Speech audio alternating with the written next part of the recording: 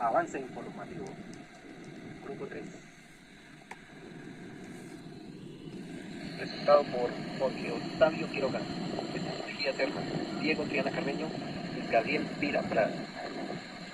Es necesario rápidamente conocer de qué trata cada uno de los artículos. Notijurídico, corresponsal de la Universidad Inca de Colombia.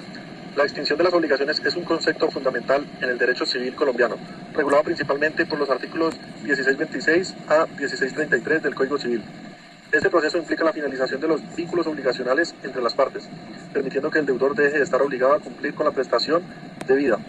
A continuación se analizan los diversos modos de extinción establecidos en el Código Civil colombiano. Según el artículo 1625 del Código Civil, existen varios modos a través de los cuales una obligación puede extinguirse. Estos son: primero, pago en efectivo. Es la forma más común y directa de extinguir una obligación. Consiste en el cumplimiento de la prestación debida, ya sea mediante la entrega de dinero o bienes acordados. Este acto satisface el acreedor y libera al deudor de su obligación. Segundo, novación. Se refiere a la sustitución de una obligación por otra, ya sea mediante un nuevo acuerdo que modifica las condiciones originales o cambia al deudor o acreedor. La novación extingue la obligación anterior y crea una nueva. Tercero, transacción. Es un acuerdo entre las partes para resolver un conflicto relacionado con la obligación. A través de la transacción, las partes pueden llegar a un entendimiento que les permita extinguir sus obligaciones recíprocas. Es un mecanismo que fomenta la autonomía de la voluntad y la resolución pacífica. Cuarto, remisión, también conocida como condonación. Ocurre cuando el acreedor decide perdonar total o parcialmente la deuda del deudor. Esta acción extingue la obligación sin necesidad de que se realice un pago. Quinto, compensación. Se presenta cuando dos personas son simultáneamente acreedoras y deudoras entre sí. En este caso, las obligaciones se extinguen hasta el monto que debe ambas direcciones, facilitando así una solución equitativa. Sexto, confusión. Este ocurre cuando las cualidades del acreedor y deudor se reúnen en una misma persona. Por ejemplo, si el acreedor hereda del deudor su obligación, se extingue automáticamente debido a esta confusión. Séptimo, pérdida de la cosa debida. Si el objeto de la obligación desaparece sin culpa del deudor, por ejemplo, si se trata de un bien específico que se pierde, la obligación se extingue. Octavo, declaración de nulidad o rescisión. Una obligación puede ser declarada nula si se demuestra que fue constituida bajo vicios como error o el dolo. La rescisión también puede ocurrir en el cumplimiento contractual, permitido que una parte se libere del vínculo obligacional. Noveno, condición resolutoria. Si una obligación está sujeta a una condición resolutoria, un evento futuro e incierto, su cumplimiento puede llevar a la extinción automática de dicha obligación. Décimo, prescripción. Este es un modo indirecto mediante el cual una obligación se extingue por el transcurso de tiempo, sin que el acreedor haya ejercido su derecho a exigirla. La ley establece plazos específicos para cada tipo de obligación, después de los cuales ya no es posible reclamar su cumplimiento. Naturaleza de las obligaciones. Las obligaciones son vínculos jurídicos que unen a las personas, donde una parte, el deudor, se compromete a realizar una prestación a favor de otra, el acreedor. Estas obligaciones pueden surgir de contratos, cuasicontratos, delitos por disposición de la ley. Extinción de las obligaciones.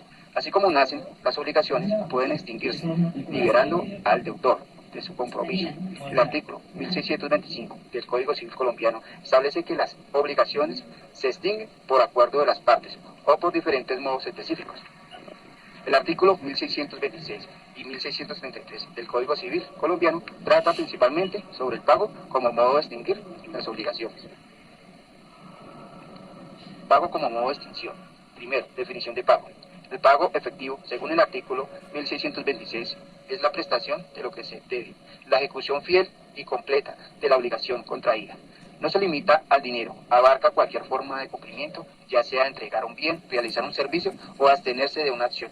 Satisfacer cabalmente lo prometido libera al deudor de la obligación. Segundo, ¿quién puede pagar? El derecho colombiano permite que terceros paguen una deuda ajena, incluso sin el conocimiento o consentimiento del deudor, e incluso contra la voluntad del acreedor, primando la satisfacción de la obligación. No obstante, si la obligación requiere habilidades específicas del deudor, el acreedor puede rechazar el pago de un tercero para garantizar la calidad y cumplimiento, por ejemplo, en un contrato de prestación de servicios profesionales donde la experticia del deudor es fundamental.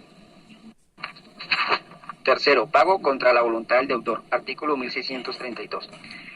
En el artículo 1632 se establece una protección para el deudor, que no desea que un tercero pague su deuda. Si alguien realiza el pago en contra de su voluntad, no tiene derecho a exigir un reembolso al deudor. La excepción a esta regla, si es el acreedor voluntariamente, cede al tercero sus derechos y acciones contra el deudor, permitiéndole reclamar el pago posteriormente. Esta disposición equilibra el interés del acreedor en recibir el pago con la autonomía del deudor. Cuarto, pago con transferencia de propiedad, artículo 1633. El artículo 1633 aborda una situación específica, el pago que implica la transferencia de la propiedad de un bien. Para que este pago sea válido, quien realiza la transferencia debe ser el legítimo propietario del bien o contar con la autorización del dueño o la facultad legal para enajenarlo. Si el objetivo del pago es fungible, consumible y el acreedor lo consume de buena fe, el pago se considera válido, protegiendo así el acreedor que actuó sin conocimiento de la irregularidad en la propiedad del bien. La tasación como modo de extinción ha sido objeto de debate, ya que algunos autores consideran que no existen obligaciones, sino que crea nuevas obligaciones para ambas partes. Sin embargo, el artículo 2469 del Código Civil define la transacción como un contrato en el que las partes terminan extrajudicialmente un litigio pendiente o provienen un litigio eventual. La extinción de las obligaciones también pueden ocurrir por acuerdo entre las partes, siempre y cuando tengan la capacidad para disponer libremente de lo suyo. En ese sentido, la autonomía de la voluntad juega el papel fundamental en la extinción de las obligaciones, permitiendo a las partes poner fin a sus compromisos de manera consensual.